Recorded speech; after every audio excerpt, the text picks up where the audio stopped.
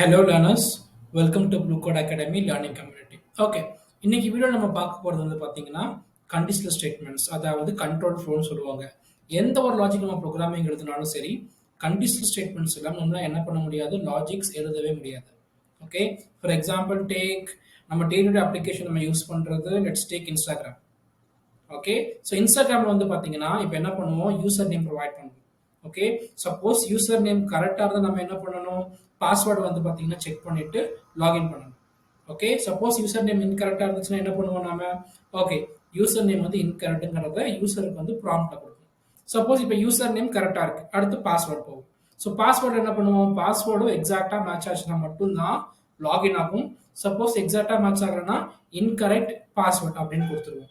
Okay, so இதே மாதிரி தான் இந்த லாஜிக் எல்லாமே வந்து பார்த்தீங்கன்னா கண்டிஷனல் ஸ்டேட்மெண்ட்ஸ் இல்லாமல் எழுத முடியாது. ஓகே, ஸோ பிரைமரியாக வந்து பார்த்தீங்கன்னா லாஜிக்கு பேக் போனே வந்து பார்த்தீங்கன்னா இந்த கண்டிஷனல் ஸ்டேட்மெண்ட் தான். ஸோ அதை பற்றி தான் இன்னைக்கு வீடியோவில் பார்க்க போகிறோம். இதே மாதிரி நிறைய இன்சைட்ஃபுல் வீடியோஸ் வேணும்னா மறக்காம ப்ளூ கோட் அகாடமி லேர்னிங் கம்யூனிட்டியை சப்ஸ்கிரைப் பண்ணுங்க. நான் ப்ரோக்ராமிங் கூட போகலாம். ஸோ இப்போ வந்து பார்த்தீங்கன்னா நம்ம வந்து பார்த்தீங்கன்னா கண்டிஷனல் ஸ்டேட்மெண்ட் யூஸ் பண்ணி செட் ஆஃப் ஆப்ரேஷன்ஸ் பர்ஃபார்ம் பண்ண போகிறோம். ஓகே, ஸோ கண்டிஷனல் ஸ்டேட்மெண்ட்டுக்கு வந்து பார்த்தீங்கன்னா நம்ம யூஸ் பண்ண போகிறது ஃபர்ஸ்ட்டு எப்போவுமே இஃப் கொடுத்துடணும். ஓகே, ஸோ இஃப்ங்கிறது வந்து பார்த்தீங்கன்னா கீவேர்ட்.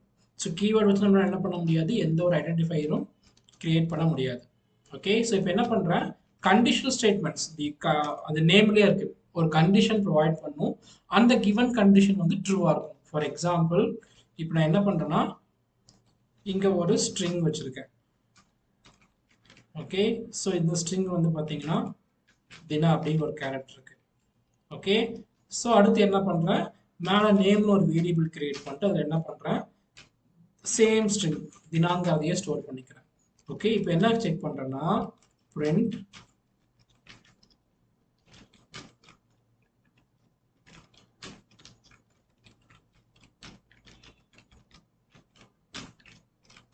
நேம் ஈக்குவல் டு தினா. அதாவது நேம் அப்படியே இருக்கிற ஒரு வேரியபிள் இருக்கிற கேரக்டரும் இங்க இருக்கிற கேரக்டரும் சேமான்னு செக் பண்றேன்.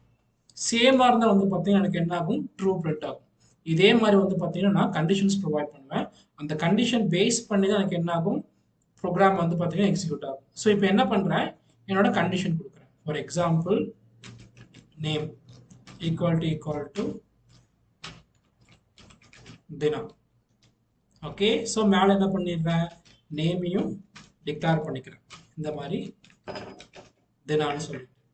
ஓகே, ஸோ இப்போ வந்து பார்த்தீங்கன்னா இங்கே வந்து பார்த்தீங்கன்னா ஸ்டேட்மெண்ட் டிக்ளரேஷனுக்கு நம்ம என்ன பண்ணுவோம், கோடன் கொடுப்போம்.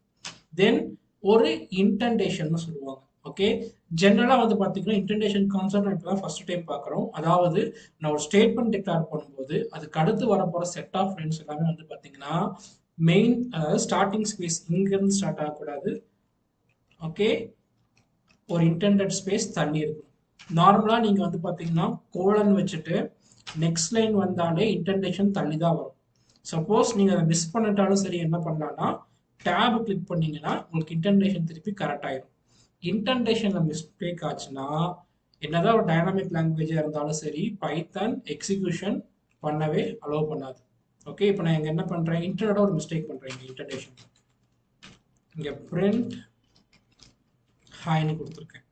அடுத்து என்ன பண்ணுறேன், சேம் இன்டென்டேஷன் ஆரம்பிக்காம கொஞ்சம் தள்ளி ஆரம்பிக்கிறேன். பிரிண்ட் ஹலோ, நாளையும் கோர்ஸ் கொடுக்கணும். இப்போ இந்த ப்ரோக்ராம் எக்ஸிக்யூட் பண்ணால் எரர் அடிக்கும்.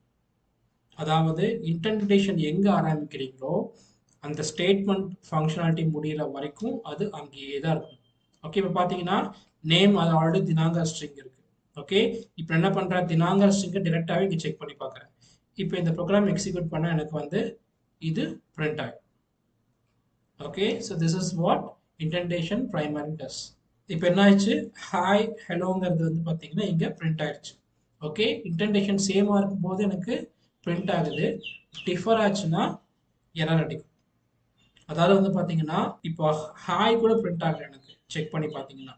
ஸோ இன்டென்டேஷன் ப்ராப்பராக இருந்தால் என்டையர் ப்ரோக்ராமே எக்ஸிக்யூட் ஆகும், ஒரு சிங்கிள் லைன் கூட எக்ஸிக்யூட் ஆகாது. ஓகே, ஸோ இப்போ என்ன பண்ணியிருக்கேன், நான் இப்போ இந்த இன்டென்டேஷன் எப்போ தான் முடியும், அப்படின்னு யோசிச்சிங்கன்னா எனக்கு எப்போ வந்து பார்த்தீங்கன்னா ஒரு பர்டிகுலர் செட் ஆஃப் ஸ்டேட்மெண்ட்ஸ் முடியுது. ஃபார் எக்ஸாம்பிள் என்னோட நேம் தினாவா இருக்கும்போது எனக்கு இந்த செட் ஆஃப் ஆப்ரேஷன்ஸ் இருக்கு. இது எப்போ முடியுதோ அப்போ வரைக்கும் இந்த இண்டென்டேஷன் தள்ளியே இருக்கணும். ஓகே, அது முடிஞ்சதுக்கு அப்புறம் நம்ம என்ன பண்ணிக்கலாம், மெயின் லைனுக்கு வந்துக்கலாம். இங்க என்ன கொடுக்குறேன், பிரிண்ட் இன்டென்டேஷன் இஸ் டன் அப்படின்னு சொல்லிட்டு நான் என்ன பண்ணிடுறேன், இங்க பிரிண்ட் பண்ணிடுறேன். இன்டென்டேஷன் வந்து பாத்தீங்கன்னா ஒன்று ஆரம்பிச்ச இடத்துல தான் இருக்கு. அப்கமிங் ஸ்டேட்மெண்ட்ஸ் எல்லாமே சேம் இன்டென்டேஷன் இருக்கணும். எப்போ எனக்கு இன்டெண்டட் ஸ்பேஸ் முடியுதோ நான் அப்போ என்ன பண்ணிக்கலாம், மெயின் லைனுக்கு திரும்ப வந்துக்கலாம். அது வரைக்கும் இதே இன்டென்டேஷன் தான் இருக்கணும். Okay, so I guess you are clear with basic level of if statements. Okay, இன்னுமே கொஞ்சம் அட்வான்ஸாக போகும். ஸோ அடுத்தது வந்து பார்த்தீங்கன்னா மல்டிபிள் ஸ்டேட்மெண்ட்ஸ் எப்படி யூஸ் பண்ணுறதுங்கிறத பார்க்கலாம்.